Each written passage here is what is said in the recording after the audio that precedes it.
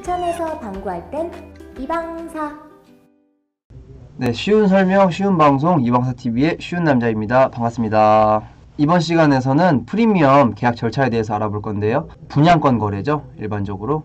롯데캐슬도 분양권 거래하고 있고, 어디 하고 있죠? 마장 쪽에 호반베르디움도 하고 있고, 증포동에 대형 칸타빌도 분양권 거래를 하고 있습니다. 일단 분양권 거래의 기본적인 개념은 분양사무실에서 분양을 받으신 분이 양도인이 되는 거예요. 분양 자격을 파는 겁니다. 미처 분양을 받지 못하셨던 분들에게 그 분양권을 판매하는 거죠. 웃돈을 얹어서요. 그 웃돈을 우리는 이제 프리미엄이라고 부르는데요. 분양권을 거래하는 거를 저희는 매매라고 하지 않고 전매라고 합니다. 계약 절차에 대해 궁금해 하시는 분들이 많이 계셔서 이렇게 자리를 만들어 봤습니다. 분양권 거래는 어떤 순서로 이루어지느냐? 분양권 계약서를 작성합니다. 분양권을 판매하는 양도인이 있고요. 그 분양권을 구매하는 양수인이 있겠죠. 계약서에 들어가는 주요 내용으로는 아파트 분양권 거래라고 가정을 할게요. 그러면 그 아파트를 구입한 총 금액이 기재가 돼야 되고요. 총 금액 중에서 양도인이 이미 낸 금액이 있겠죠. 낸 금액이 기재가 됩니다. 그리고 앞으로 내야 할 금액이 있겠죠. 내야 할 금액이 기재가 됩니다. 그러니까 총 금액, 낸 금액, 낼 금액이 기재가 되는 겁니다.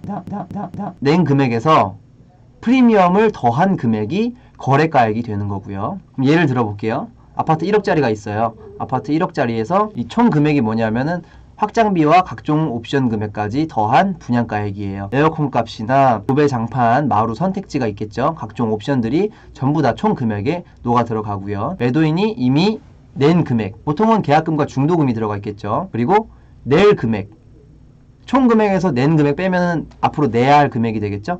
이렇게 총 금액, 낸 금액, 낼 금액 세 가지가 기재가 되고요. 양도인과 양수인이 모여서 계약서를 작성을 해주면 거래가 끝나는 거죠. 그리고 계약금 이체까지 뭐 하고 특약사항 넣고 이렇게 해서 계약서가 작성이 끝나겠죠. 그러고 나서 해줘야 할 게 실거래 신고. 원래는 거래 후에 60일 내로 거래 신고를 해줬어야 됐는데 약간 법이 강화가 됐어요. 30일 이내로 실거래 신고를 해줘야 됩니다. 안 그러면 벌금이 나옵니다. 그 다음에 해야 할 게 양도인은 분양계약서를 가지고 있겠죠. 그 분양계약서를 들고 시청으로 검인을 받으러 가야 합니다. 미등기 건물을 계약 시에는 시청에 검인이 필요해요. 중도금 대출이 있다면 중도금 대출을 승계를 해야겠죠. 보통 아파트는 계약금 10%, 중도금 60%, 나머지 30%가 잔금 이런 식으로 이루어지죠. 양도인이 양수인한테 중도금 대출을 승계해야 될 거 아니에요. 중도금 대출이 발생된 곳까지 승계를 하는 거죠.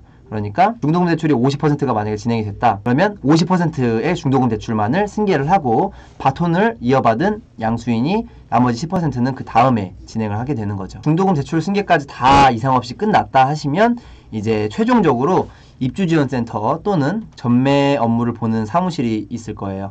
그곳으로 가셔서 최종 권리를 승계하면 모든 절차가 끝납니다. 이때 마지막 잔금을 지불하는 거예요. 간단하죠? 그러니까 매매 계약이랑 큰 차이는 없어요. 그 대신에 대출을 무조건적으로 승계를 해야 된다. 대출이 없으면 당연히 편할 텐데 보통은 중도금 대출을 다 받은 채로 진행을 하죠. 최종 권리 승계까지 끝나면 양도인은 분양권에 대한 모든 권한을 양수인에게 넘겨드리게 되는 겁니다. 그 다음으로 이제 주택을 거래를 할 때 항상 발생하는 세금을 궁금해하시죠. 취득세와 양도세에 대해서 궁금해하실 건데 저는 이제 양도세를 간단하게 짚어드리고 넘어갈게요.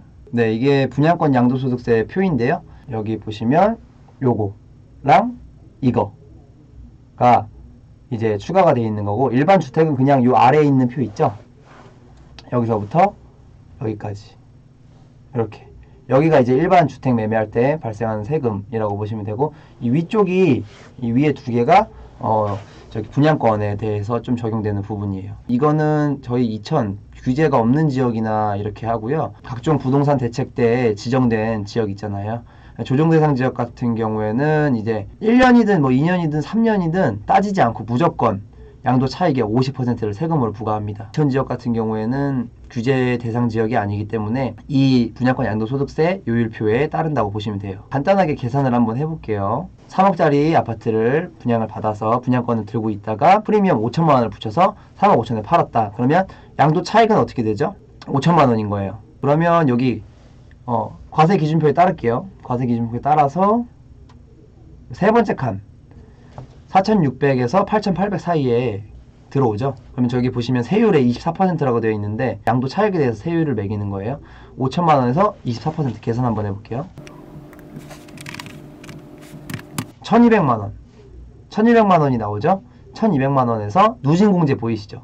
저거는 이제 빼주는 거예요. 그냥 쉽게 생각해서 1200만 원 빼기 522만 원. 678만 원이 세금이 되는 거예요. 실전에서는 조금씩 오차가 발생하고요. 공제액이 커질 수도 적어질 수도 있는 거고요. 저는 세무서가 아닙니다. 그러니까 이거는 정말 참고용으로만 알아두시면 좋을 것 같아요. 그러니까 대략적으로 내가 차익이 이 정도가 발생을 했는데 얼마 정도의 세금을 낼까 계산해 보실 때 직접 해보시면 돼요. 1년 미만, 1년 이상, 2년 미만 요거 보이시죠? 일단은 전매가 제한되는 기간이 있어요. 분양 시작한 날로부터 6개월이 지나야 프리미엄 거래, 그러니까 분양권 거래를 하실 수가 있어요. 1년 미만은 그러면 6개월에서 1년 사이에 세율을 나타내겠죠? 이때 뭐 프리미엄이 얼마나 붙겠습니까? 1년 미만까지는 거의 거래를 안 해요. 저희 지역 같은 경우, 다른 지역은 잘 모르겠어요. 1년 이상 2년 미만의 거래가 많냐? 그렇지도 않아요. 세율은 40%죠? 그리고 프리미엄은 마찬가지로 크게 붙을 시기는 아니죠. 2년이 넘었다. 그러면 이때부터는 착공이 들어갔고 어느 정도 건축 진행이 되어 있는 상태예요. 뭐 빠르게 진행될 때는 한 10층까지 올라가 있을 수도 있겠죠. 아무튼 이때부터 본격적으로 프리미엄이 붙을 때라고 보시면 돼요. 특히 입주 전에 프리미엄이 조금 더 빠르게 올라가죠. 이천에 롯데캐슬은 롯데마트 오픈하고서 살짝 더 올라간 추세예요. 네, 오늘은 분양권 거래 과정에 대해서 한번 훑어봤는데요. 분양권 거래도 매매 거래랑 똑같은 것 같아요. 거의 비슷하니까 과정을 어느 정도 알아두시면 겁먹지 않고 분양권 거래를 진행할 수 있을 것 같아요. 영상이 마음에 드셨다면 구독과 좋아요 부탁드립니다. 감사합니다. 이방사